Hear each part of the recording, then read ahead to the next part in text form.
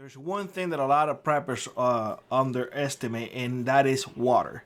You can live without food for, well, let's say 3 weeks.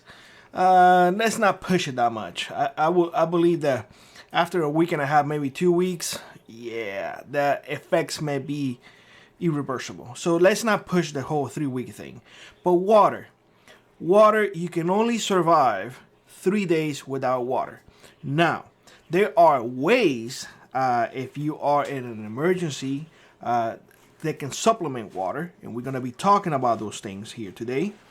And there are ideas that I would like to give you and for you to have in your arsenal to be aware of ways that you can get water in the field if you need it. So, first of all, the first thing that everybody should be aware is that fruits and vegetables, especially those who have high water content, watermelons, cucumbers, oranges, can help you with dehydration. In fact, I remember one time I was actually hunting in Florida and I run out of water. Now, I didn't have with me enough fuel to purify the water from the canal, so I didn't want to drink that water. So imagine now having water in front of you and you don't want to drink it because you know it's going to make you sick.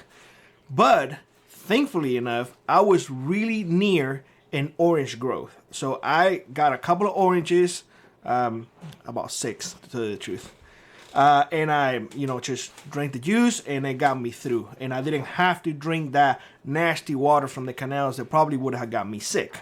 So fruits, do have a lot of fruits do have a high content of water, so be mindful of that. Some canned foods do have a lot. In fact, a lot of canned food is canned with water, so that water will be okay to drink. Like for example, those cans, there are fruits and they have their own juices, and that liquid can provide some can alleviate the thirst.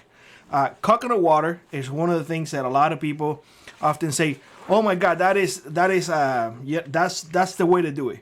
Yes, coconut water, if you have available, climb that tree and get them down. You will never go wrong with coconut water. In fact, one of the things that I don't drink sodas, but I do drink on a daily basis coconut water. So coconut water is something that you should be aware of. There's also vines, especially in tropical areas, that you can cut and they do retain water. You probably have seen in movies that they cut it and they just start drinking it. Make sure that you identify the correct vine. If you don't, well, let's just say you're gonna be running out of leaves in the wilderness. So that is something that you should be aware too. Plants and their roots do collect water, so not all the time have a lot of excess water, but you can dig into the roots and cut some pieces and chew on it, and you can get some moisture in your mouth and alleviate that thirst. Another thing that I want to mention, and this is something that a lot of people may not know. Well, let's say that you are in a survival situation and you run out of water, but you have animals nearby. Well, I heard before people saying, "Just drink the blood." No, don't do that. Don't do that. We humans are not adapted to process all the iron in that blood, so that will become poison for us. So don't drink the blood.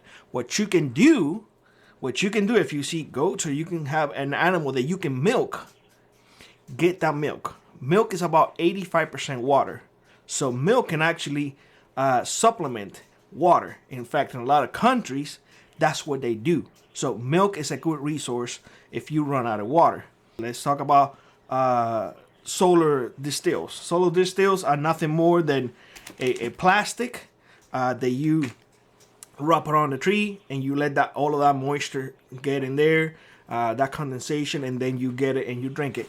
The bad thing about that is that you're not going to collect a whole bunch. Now, morning dew is something that I have done in the past. I always keep a bandana or a handkerchief. Morning dew, just touch all the plants and then you squeeze it and then you get that water.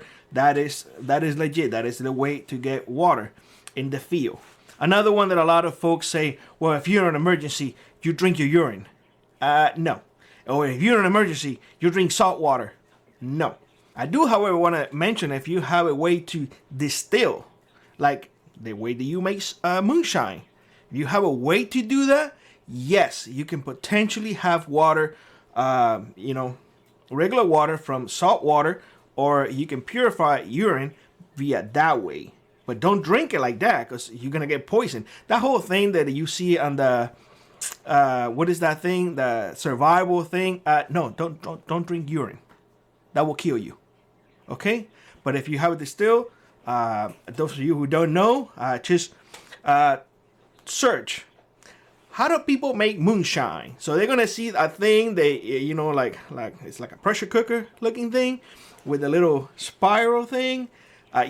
Then you put it in there, you boil it, and the water, now the vapor goes in and then becomes water. That you can drink. That will be safe. And that goes the same for salt water. Now, rainwater.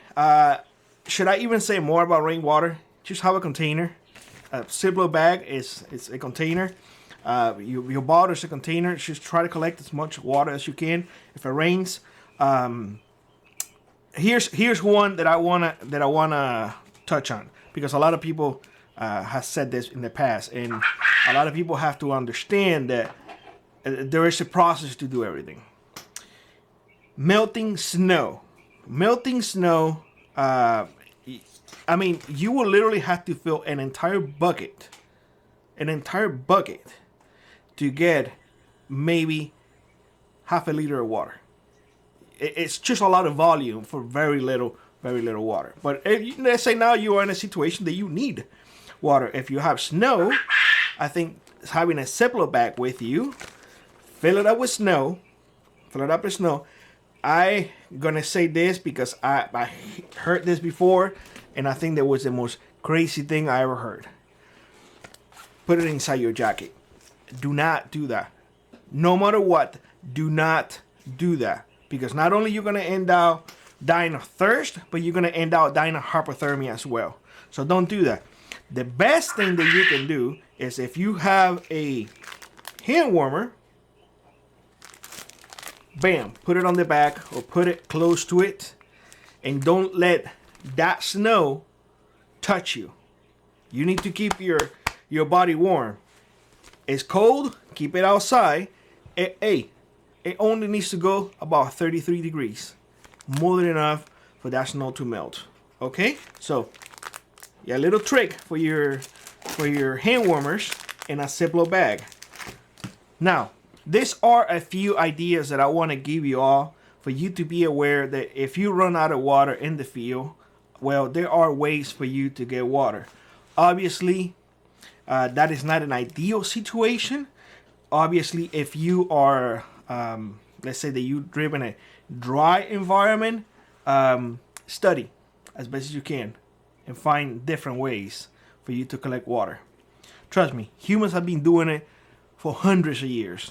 So I'm pretty sure you can find a lot of good things on the internet that they will teach you how to do it. But not only get the information, go out and practice it. Because if you don't practice, then eventually you will forget it, because that's the way it goes. Now, if you don't need none of this for the field because you have enough water at your home, good. That is awesome. But in your home, you should be aware of a couple of things as well. You need to store as much water as you can, because the whole 3-day rule still applies to you. So store water as much as you can. If you don't have a well, have enough reserve. Have enough reserve so they can get you to, well, that raining period that you can collect rainwater.